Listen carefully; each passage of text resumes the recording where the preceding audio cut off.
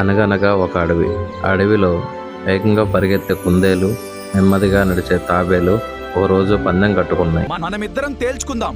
ఇప్పుడే ఒక పందెం. నువ్వా? నిజమేనా?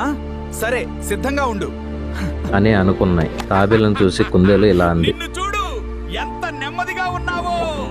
నువ్వు ఎప్పటికీ రేసు గెలవలేవు అని తాబేలు ఎగతాళి చేసి కుందేలు తాబేలు కంటే వేగంగా ముందుకు పరిగెత్తసాగింది.